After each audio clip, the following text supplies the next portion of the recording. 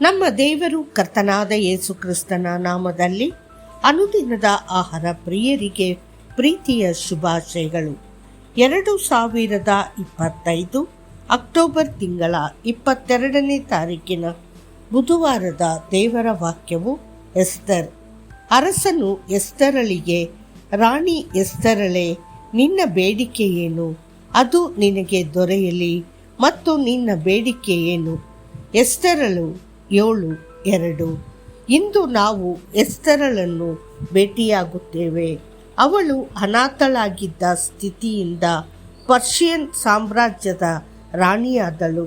ಅವಳು ಪ್ರಾರ್ಥನೆ ಮತ್ತು ಉಪವಾಸದ ಮಹಿಳೆಯಾಗಿದ್ದಳು. ಇಸ್ರೇಲರ ಪರವಾಗಿ ಮಧ್ಯಸ್ಥಿಕೆ ವಹಿಸಿದಳು.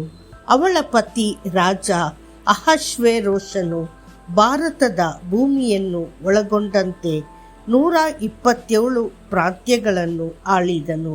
ಎಸ್ತರ್ 1:1. ಎಸ್ತರ್ ಎಂಬ ಹೆಸರಿನ ಅರ್ಥ ನಕ್ಷತ್ರ. ಎಸ್ತರ್ ಪುಸ್ತಕವು ಎಲ್ಲ ಐಹಿಕ ಅಧಿಕಾರಕ್ಕಿಂತ ಹೆಚ್ಚಾಗಿ ಕರ್ತನು ಆಳುತ್ತಾನೆ ಮತ್ತು ಮಾನವ ಇಚ್ಛೆಯನ್ನು ಮೀರಿ ದೇವರ ಚಿತ್ತವು ಮೇಲುಗೈ ಸಾಧಿಸುತ್ತದೆ ಎಂದು ಬಹಿರಂಗಪಡಿಸುತ್ತದೆ. ಈ ಭೂಮಿಯಲ್ಲಿ ವಾಸಿಸುವ ಪ್ರತಿಯೊಬ್ಬರಿಗೂ ಕರ್ತನು ಒಂದು ದೈವಿಕ ಉದ್ದೇಶವನ್ನು ಹೊಂದಿದ್ದಾನೆ. ನಿಮ್ಮ ಜೀವನಕ್ಕಾಗಿ ದೇವರ ಉದ್ದೇಶವನ್ನು ನೀವು ಕಂಡುಕೊಂಡರೆ ಅದು ಆತನ ಚಿತ್ತದ ಪ್ರಕಾರ ನಡೆಯಲು ನಿಮಗೆ ಮಾರ್ಗದರ್ಶನ ನೀಡುತ್ತದೆ. ಎಸ್ತರಳ ಹೆತ್ತವರು ಯಾರೆಂದು ನಮಗೆ ತಿಳಿದಿಲ್ಲ. ಅವಳನ್ನು ಅವಳ ಸಹೋದರ ಸಂಬಂಧಿ ಮೊರ್ದೆಕಾಯ್ ಬೆಳೆಸಿದನು. ಅವನು ಅವಳನ್ನು ತನ್ನ ಸ್ವಂತ ಮಗಳಂತೆ ನೋಡಿಕೊಂಡನು. ಅವಳು ಅತ್ಯಂತ ಸುಂದರಿಯಾಗಿದ್ದರು. 127 ಪ್ರಾಂತ್ಯಗಳ ಎಲ್ಲ ಮಹಿಳೆಯರಿಗಿಂತ ಹೆಚ್ಚಾಗಿ ಅವಳನ್ನು ರಾಣಿಯಾಗಲು ನಿಜವಾಗಿಯೂ ಅರ್ಹತೆ ಪಡೆದದ್ದು ಅವಳ ನಮ್ರತೆ ಮತ್ತು ವಿಧೇಯತೆ. ಇದಲ್ಲದೆ ಎಸ್ತರ್ ಕರ್ತನ ದೃಷ್ಟಿಯಲ್ಲಿ ದಯೆಯನ್ನು ಕಂಡುಕೊಂಡಳು.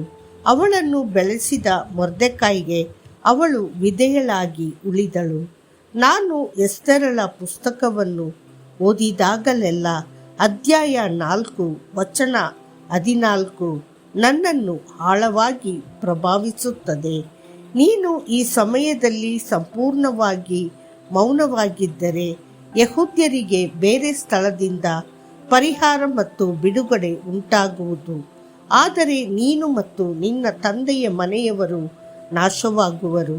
ಆದರೆ ನೀನು ಇಂಥ ಸಮಯಕ್ಕಾಗಿಯೇ ರಾಜ್ಯಕ್ಕೆ ಬಂದಿದ್ದೀಯೋ ಯಾರಿಗೆ ಗೊತ್ತು. ಎಸ್ತರಳು 4:14. ಇಂದು ದೇವರ ಜನರು ಎಸ್ತರಳ ಕಾಲಕ್ಕಿಂತ ಹೆಚ್ಚಿನ ಕಷ್ಟಗಳನ್ನು ಎದುರಿಸುತ್ತಿದ್ದಾರೆ. ನಾವು ಮೌನವಾಗಿರಲು ಸಾಧ್ಯವಿಲ್ಲ. ನಾವು ಪ್ರಾರ್ಥಿಸಬೇಕು. ಎಸ್ತರಳ ಪ್ರಾರ್ಥನೆ ಮತ್ತು ಉಪವಾಸವು ಘಟನೆಗಳ ಹಾದಿಯನ್ನು ಬದಲಾಯಿಸಿತು.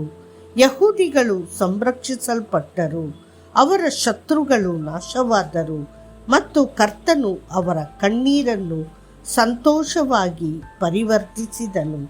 ಕಣ್ಣೀರಿನ ಪ್ರಾರ್ಥನೆ ಎಂದಿಗೂ ವ್ಯರ್ಥವಾಗುವುದಿಲ್ಲ. ಕರ್ತನು ನಿಮ್ಮ ಕಣ್ಣೀರನ್ನು ತನ್ನ ಬಾಟಲಿಯಲ್ಲಿ ಸಂಗ್ರಹಿಸುತ್ತಾನೆ ಮತ್ತು ಅವುಗಳನ್ನು ಎಂದಿಗೂ ನಿರ್ಲಕ್ಷಿಸುವುದಿಲ್ಲ. ದೇವರ ಮಕ್ಕಳೇ, ನಿಮ್ಮ ಕುಟುಂಬದಲ್ಲಿನ ಯುದ್ಧಗಳು, ಶತ್ರುಗಳ ಕುತಂತ್ರಗಳು ಮತ್ತು ಸೈತಾನನ ಕೆಲಸಗಳು ಸೋಲಿಸಲ್ಪಡುವಂತೆ ಉಪವಾಸ ಮಾಡಿ ಪ್ರಾರ್ಥಿಸಿರಿ.